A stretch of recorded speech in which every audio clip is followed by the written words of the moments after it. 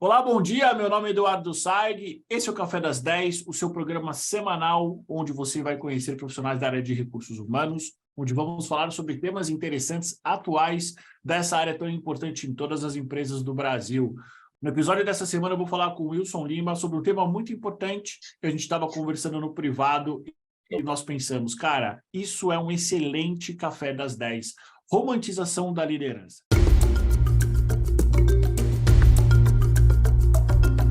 Para você que está só me ouvindo, sou um homem branco, estou sentado numa cadeira, estou usando um grande fone de ouvido, um óculos, uma barba por fazer, uma camiseta xadrez azul com branca, e atrás de mim tem uma grande estante com a maioria dos livros que eu ainda não li. Agora que eu já me autodescrevi, vamos apresentar o nosso convidado para você, o Wilson Lima. Para quem não te conhece, quem é você no mercado de RH? E antes de mais nada, um bom dia. Bom dia, Edu. Bom dia a todo mundo que está nos ouvindo, nos vendo. Pô, super obrigado pelo convite. Como você me apresentou, eu sou o Wilson Lima. Cara, estou na área de recursos humanos já há bastante tempo, mais de 20 anos. Eu tinha muito cabelo quando comecei em RH, tenho testemunhas disso, inclusive. Cara, passei por empresas muito legais na área de recursos humanos, né? MetLife, a Uninove, que é a Universidade 9 de Julho, pela Yuzi, foi uma das primeiras contratações quando a Yuzi estava começando a operação, Estadão, né? Uma das empresas de comunicação mais relevantes do país. Estava agora há pouco tempo na Quanto Open Finance, e sempre dentro da área de recursos humanos, né, cara, e muito voltado para desenvolvimento organizacional, né, as atividades, aí, projetos ligados à marca empregadora, recrutamento e seleção, treinamento e desenvolvimento, cultura organizacional, diversidade e inclusão, desenvolvimento de liderança, enfim, tem bastante coisa aí nesses 20 e poucos anos. Muito bom, Wilson. Na nossa conversa semana passada, que a gente estava tendo aqui, privado, né? A gente falou muito sobre romantização da liderança, e aí foi da onde surgiu o tema para esse café, né? Para esse programa que a gente está fazendo. Na tua visão, Wilson, e na tua experiência, você que tem já tantos anos, você que pegou algumas fases do RH e algumas fases do profissional executivo do Brasil, né? São duas áreas que estão se desenvolvendo e vão continuar se desenvolvendo muitas vezes Exato. não no mesmo ritmo e muitas vezes não na mesma direção, né? E é por isso que muitas vezes a gente tem uma dificuldade latente do profissional de recursos humanos conseguir atender o líder e do líder conseguir enxergar valor no RH, né? E é claro que isso dá pano para muita manga, isso dá assunto para muita coisa, né? Mas para o nosso tema, Wilson, na tua visão, o que é a romantização da liderança? Edu, eu acho que quando a gente fala de romantização, né, quando a gente vai buscar o conceito isoladamente, né, quando a gente olha o termo romantização, ele tem lá um conjunto de definições, né? Mas uma delas é uma relação muito idealizada, que beira a perfeição, né? Então eu tenho uma relação romantizada, ela é muito idealizada, e nessa relação idealizada, a nossa tolerância a erro, ela beira zero. Eu busco, de fato, essa perfeição, né? E o líder vai cometer erros, né? Do mesmo jeito que na nossa execução técnica de uma atividade, um desenvolvedor ele vai fazer um código errado.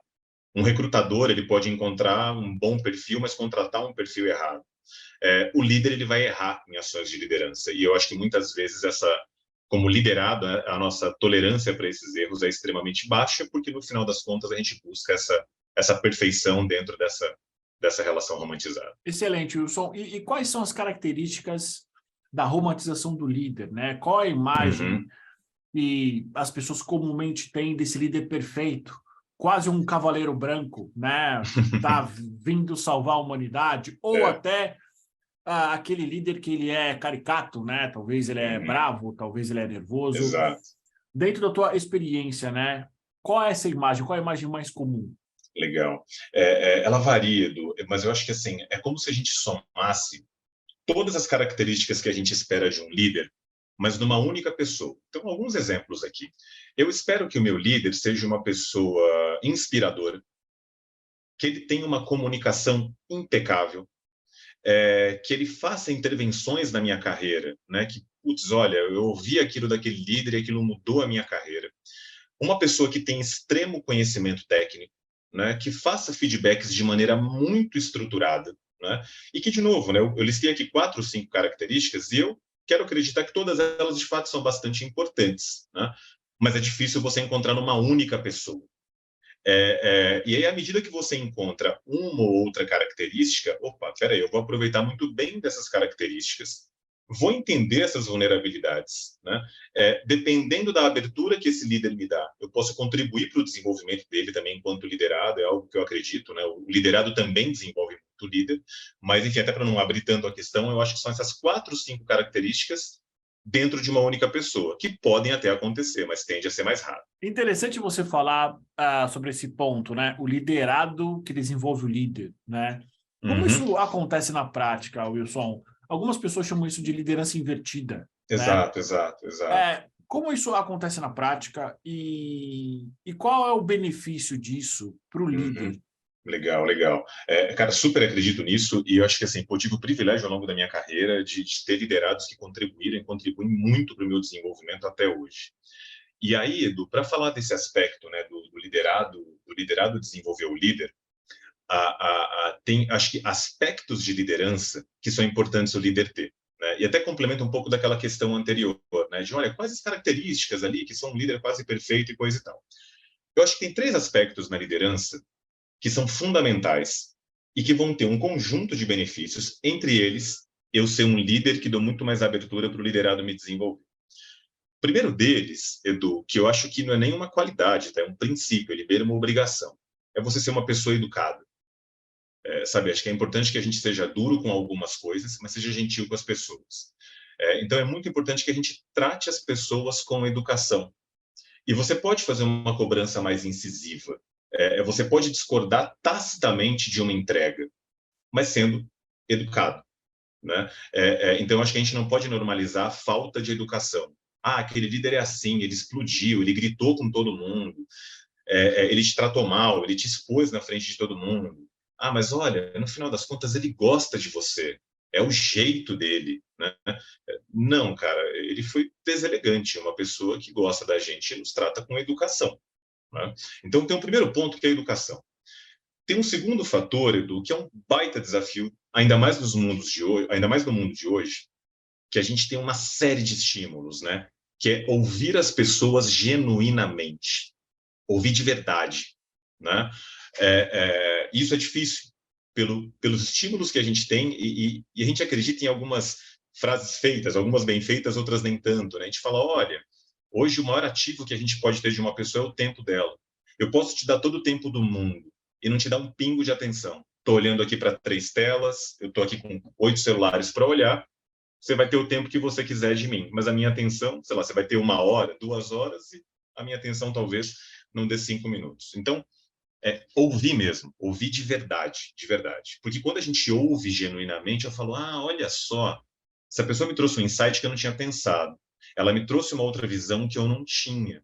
Então, a minha resposta vai ser mais precisa. Então, ser muito educado, ouvir genuinamente.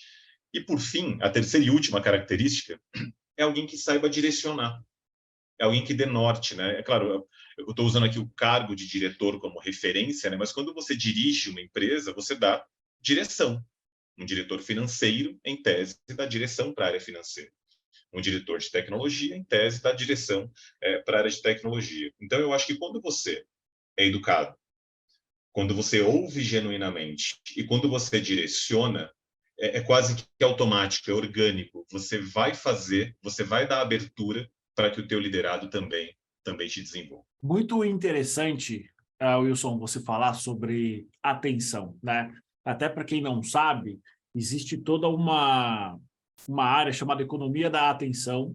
Se não me falha a memória, surgiu em 2001. Bacana. 2001. Vou até tomar nota para pesquisar.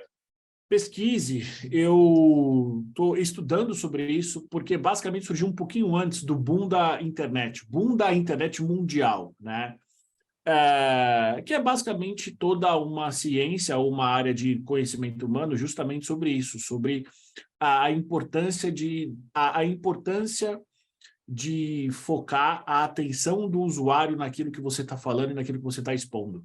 Né? Interessante. E o que você fala é muito correto dentro da nossa realidade, onde todos os líderes, todos os liderados, todo mundo que trabalha, principalmente no mundo corporativo, tem tanto estímulo que basicamente a pessoa ela pode estar sentada na nossa frente, ela não está ouvindo nada daquilo que você está falando. Exato. né? E aí, Wilson, entendendo esse contexto da economia da atenção, resumidamente, qual é o papel do líder ter uma comunicação, ele talvez realizar uma comunicação objetiva ou ele desenvolver técnicas de comunicação para o liderado? Ah, legal, ótima pergunta, cara. Isso também é um baita desafio. Eu acho que a gente consegue desenvolver boas técnicas de comunicação, Edu. Tem, acho que, diversas técnicas e, obviamente, pessoas com super especialização em comunicação que tem muito mais legitimidade do que eu para falar. Mas uma coisa que eu observei nos líderes que eram muito hábeis em relação a isso, no final das contas, ele entendia um pouco do motivo daquele liderado estar ali, da relação que ele tem com o trabalho. E é como eu estou usando aqui bastante a romantização, eu acho que a romantização também abarca um pouco isso. E eu acho que nós, da área de recursos humanos, de uma forma exagerada, a gente pecou nisso. A gente começou a falar muito para as pessoas do propósito, da causa, e tudo isso, de novo, faz super sentido. Eu acredito na causa, eu acredito no propósito.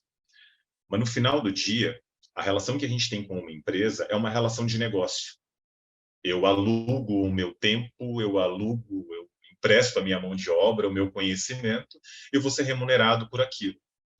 E o representante da outra parte da empresa que eu presto serviço é o gestor. Ele é a pessoa que faz ali a minha liderança. É para ele diretamente que eu estou fazendo essas entregas. Quando o liderado tem visão disso, e o líder também tem, esse processo tende a ser mais fluido, porque eu sei o porquê aquela pessoa está ali. Então, ok, eu tenho uma relação de negócio e eu vou ser ali remunerado por algo, né? Mas, putz, eu sei que aquela pessoa, por exemplo, ela curte muito viajar, por exemplo. Putz, então flexibilizar a jornada para ela é ainda mais importante. De falar, cara, putz, o trabalho está super em dia.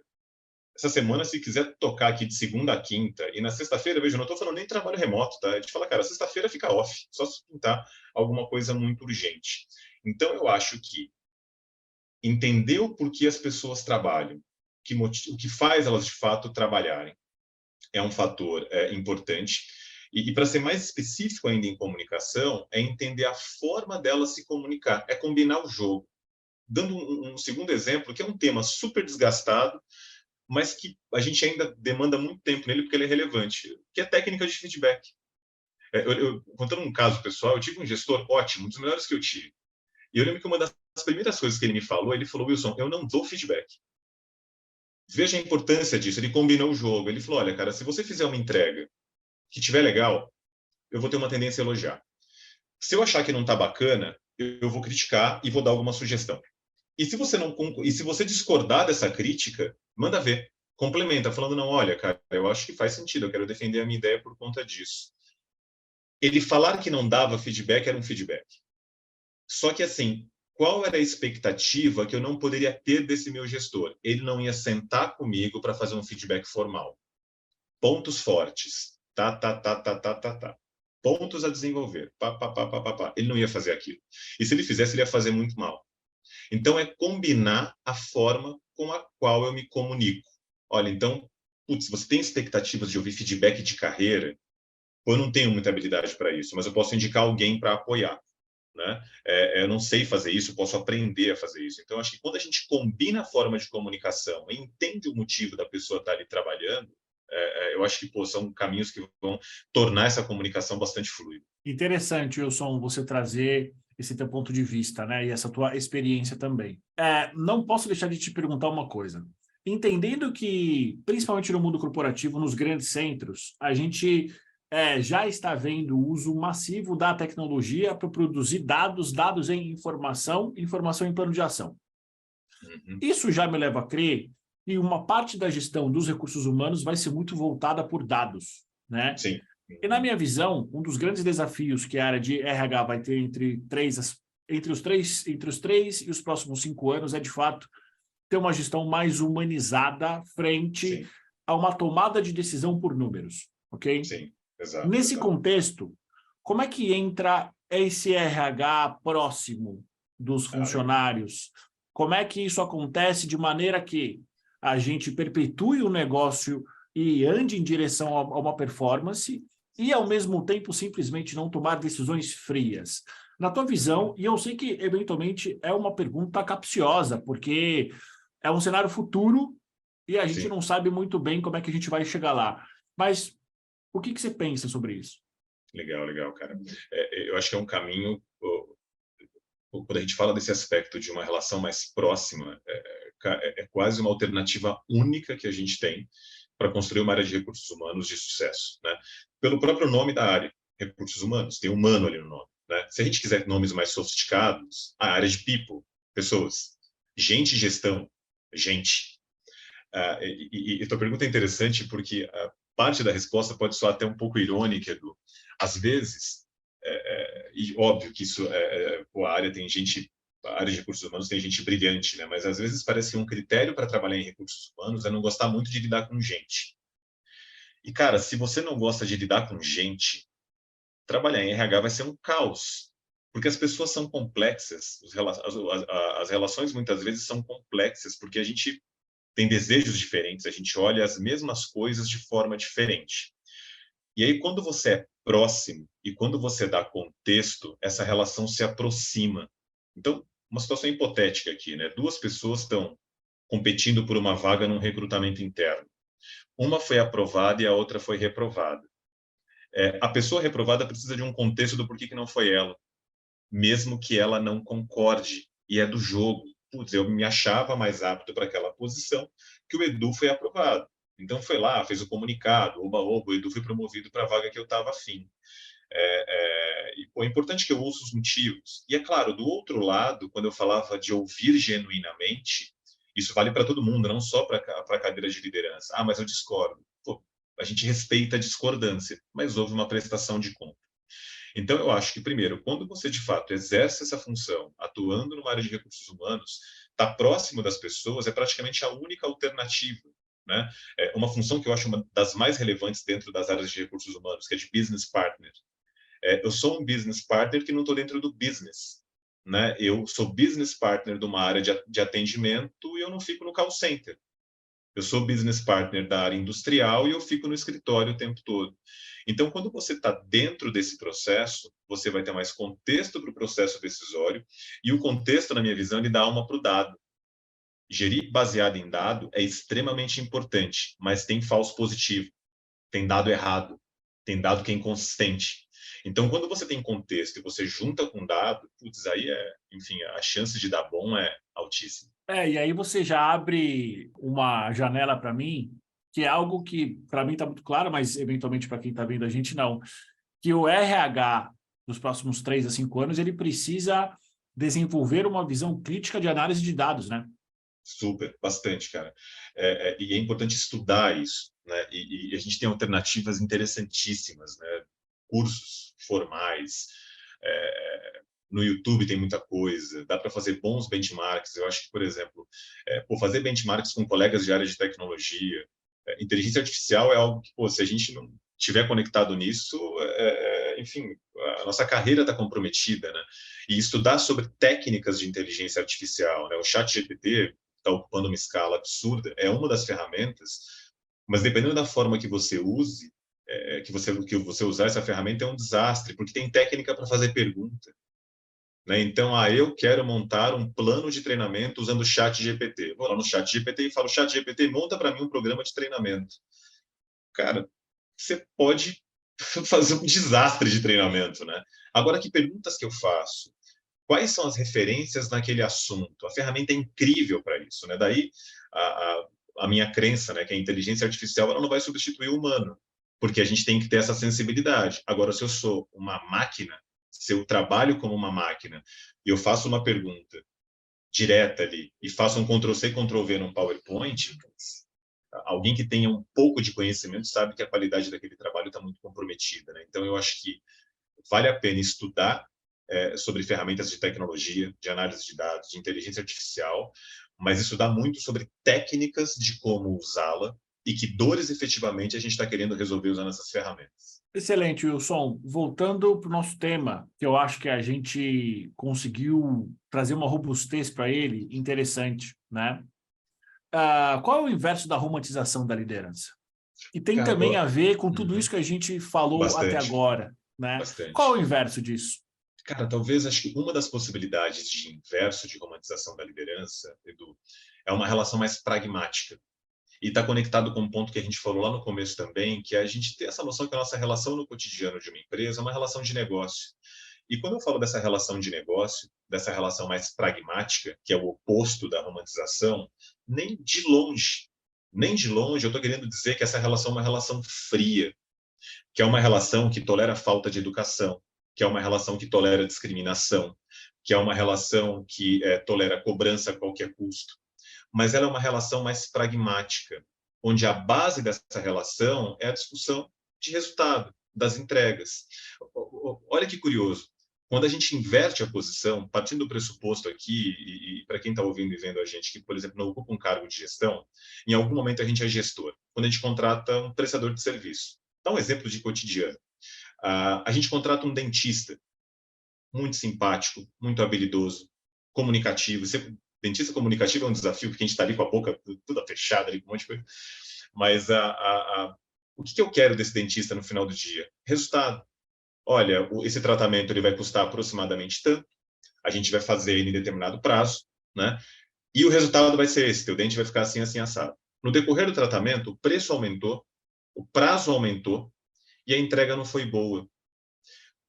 Se você espera para dar esse feedback no final, é um desastre, mas fala, pô, doutor, a gente combinou 30 dias, agora são 60.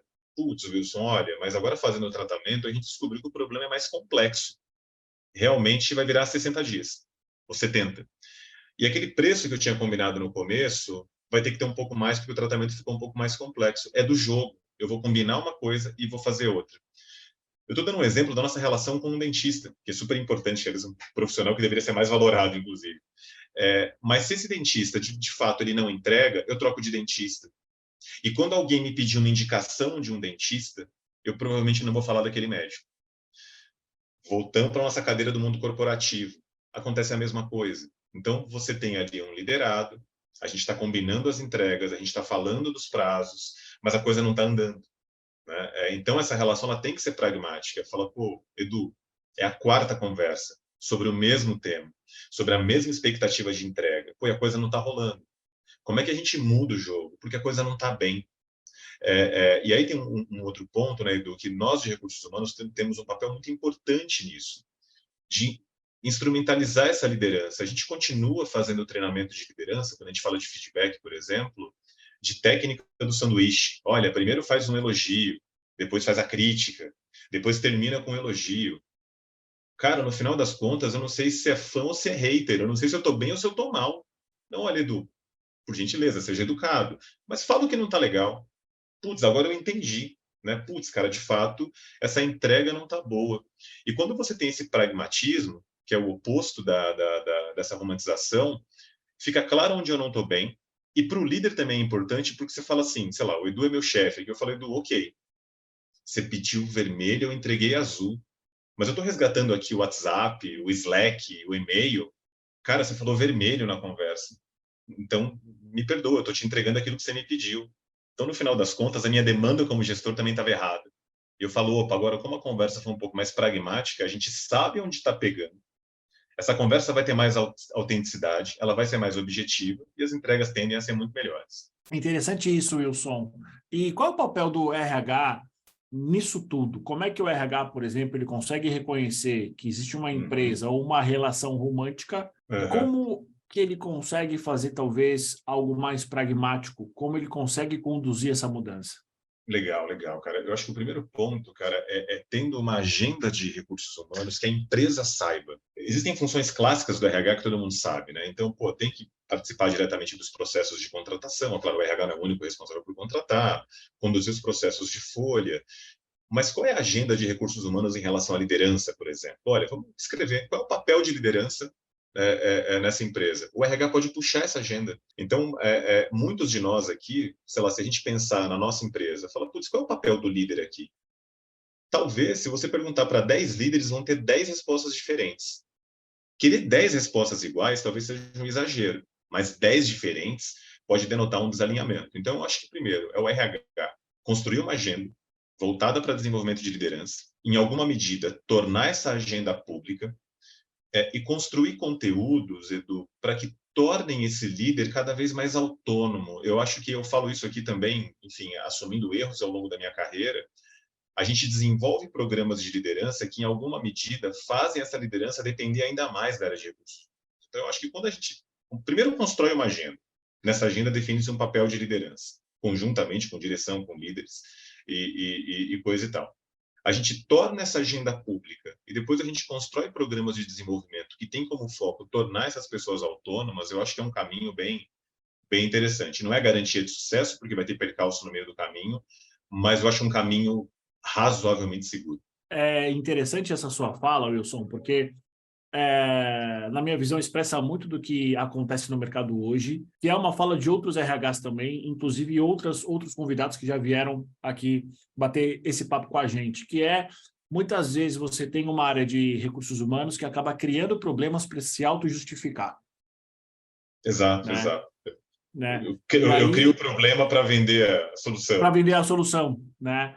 Que é justamente aquilo que um dos melhores teóricos que a gente tem em recursos humanos, obviamente, fora do Brasil, né? Que é o Rancharan, que ele fala, cara, a tendência é cada vez mais as empresas precisarem menos da parte do RH no que tange a liderança. Por quê? O papel é justamente o RH capacitar a liderança para que ele seja líder de fato e o RH fique cuidando de outros processos.